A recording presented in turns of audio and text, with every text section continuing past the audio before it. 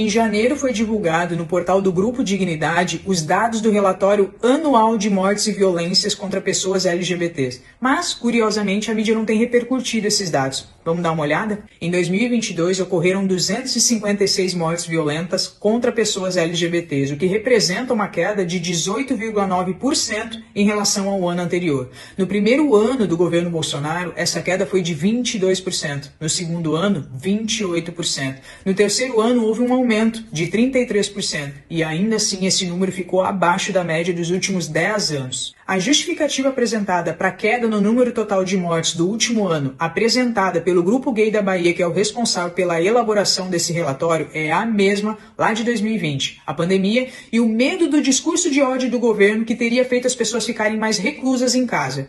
Só que em 2022 nós não estávamos mais em lockdown e apesar de ainda conviver com o Covid, as pessoas seguiram sua rotina normalmente. E também foi o ano em que a Parada do Orgulho LGBT bateu o recorde de público de 4 milhões de pessoas. Se a gente olhar para os dados da série histórica, essa justificativa faz menos sentido ainda. Durante o governo PT foi justamente o período em que houve o maior aumento no número total de mortes de pessoas LGBT. Se a gente olhar ano a ano, de 2013 a 2011, governo Lula, houve um aumento de 53% no número total de mortes, enquanto de 2019 a 2022, governo Bolsonaro, houve uma queda de 28,5%.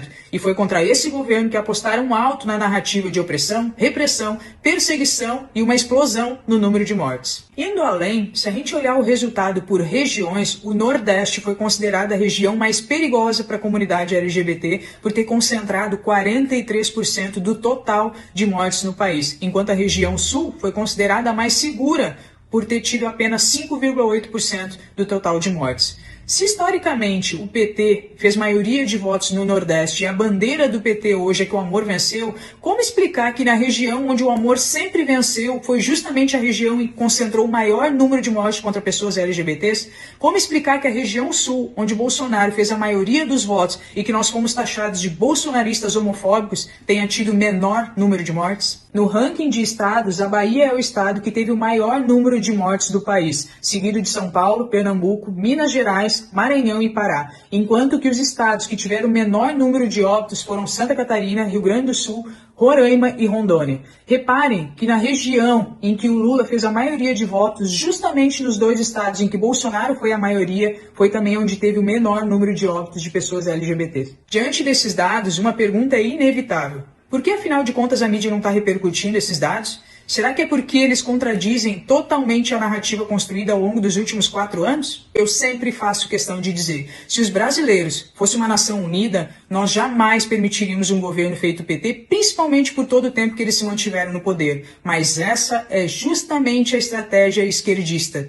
Provocar a divisão de classes através de discursos repetidos paulatinamente, dividindo as pessoas entre héteros e homossexuais, brancos e negros, ricos e pobres, homens e mulheres, porque quando eles dividem as pessoas, sempre vai ter um lado que vai se sentir oprimido, excluído e prejudicado. E é a essas pessoas que eles direcionam um discurso feito canto da sereia. E são essas pessoas que mais facilmente serão manipuladas com um discurso de justiça social e democracia. Enquanto as pessoas continuarem acreditando em narrativas e ignorando completamente os fatos, elas vão continuar sendo enganadas e vão continuar defendendo aquilo que justamente as prejudica. E não sou eu que estou dizendo isso, são os dados, são os fatos. Se eu posso dizer mais uma coisa para vocês, sejam mais racionais e menos passionais.